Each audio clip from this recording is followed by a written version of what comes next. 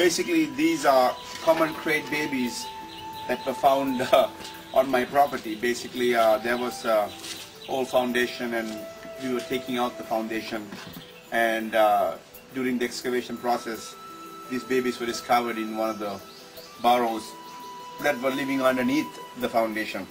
That basically shows that the adults are actively in the area, and these eggs hatched, and these are the subsequent result of this litters that have survived. And these snakes were locally found within a mile from where we are talking right now, and these are Bungarosaurolius babies, very distinctive on their markings with the white bandings, and they are going to be released into the wild sometime today, relocated back into the area so that they can go ahead and mature out and start off and give them a fresh start of life. Kraits, basically nothing much is known about the reproductive nature of Kraits. Not much is known about them because they're so secretive in nature, and this was just an example of what we discovered just basically after some excavation locally, and this is the yield and the rewards that were discovered. In Sri Lanka, if these were discovered by any common people, for example homeowners, this would have definitely have been met with their fate. They would have been killed.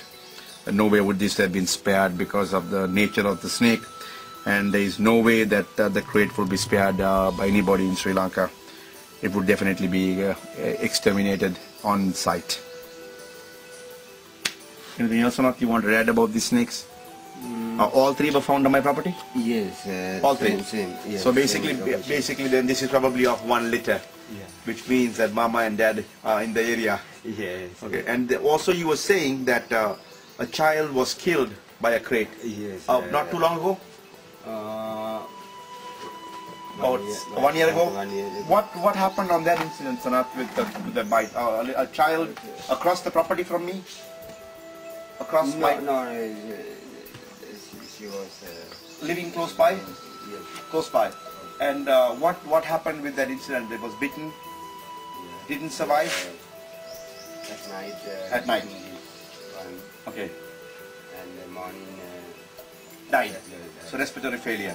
Then there was also another incident that happened recently with a lady you told me that was going to pound rice, right? Also a Krait bite? Yes. What was the story on that one? She was cooking In an outdoor kitchen. Basically again, so most of these bites are basically taking place in the rural areas, not in areas where there is modern structures. So basically in the rural settings, in probably a wetland dub house made out of mati as we call it. So basically the Krait came there for the coolness and hid behind the utensils, and when the lady went to take it, was bitten on the hand. And did that lady die? Died. Immediately or after a few hours?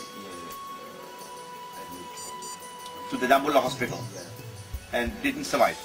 So basically the thing with Krait bites is most of the time it's either different reactivity to the venom. Some go into severe respiratory failure which requires the assistance of assisted ventilator, but in this particular case the neurotoxin was probably a very large dose of venom that was injected, and probably the lady went into shock, and that also attributed probably to the death and just went into failure and died. So this is one of the snakes, I would say, according to Dr. Sam Kularatna, a lot of unaccounted deaths in Sri Lanka in the rural areas for unknown causes, he would say would attribute to this snake. And antivenom for this snake is vital. Currently the only antivenom for these snakes in Sri Lanka is covered by the Vince antivenom that makes the antivenom for the big four of India, namely the Cobra, Krait, Russell's Viper and Saw Scale Viper. There is no current antivenom in Sri Lanka for the bite inflicted by the hump-nosed viper. So that's the reason antivenom program for Sri Lanka, for being something that is regional and species specific, would be the way for Sri Lanka. Sri Lanka needs to look outside of India for a specific polyvalent antivenom in order to reduce its snake bite statistics for Southeast Asia. And that is the overall concept of our project that we are working on. And currently we are working with personnel in Sri Lanka, especially with the Department of Health, for getting us the authority and the authorization for taking venom samples to the US so we can make a trial batch of antivenoms that it can be tried and field tested. And if the program seems practical and effective, then a large-scale clinical trials will begin in Sri Lanka. So the main purpose of this trip was basically to bring this team and some of the predecessors for the future to see the current problem and to basically scope out what will be our agenda. So when we come back, we want to do this in a grand scale and make Sri Lanka one of the venom collecting facilities for Southeast Asia. That's basically our goal as expatriates of this country, working with people like this that are dedicated, have a passion for the reptiles and the people. Antivenom is nothing, it's a humanitarian project. There is no money to be made in it. And due to the fact of very low money to be made in this project, it is not a very significant thing in Sri Lanka, because in everything everybody is concerned about at the end of the day what they can make out of it.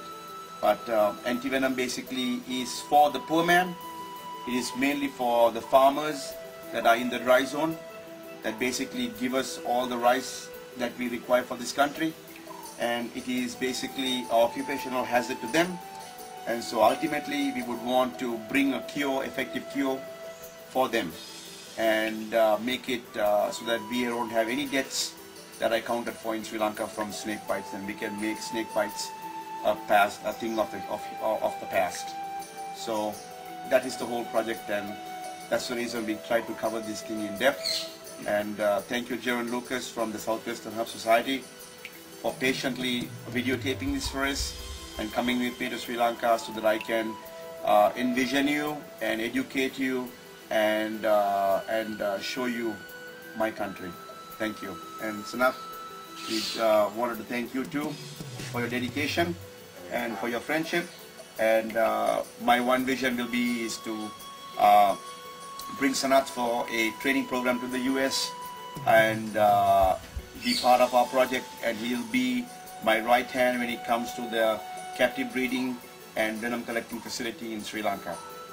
Thank you.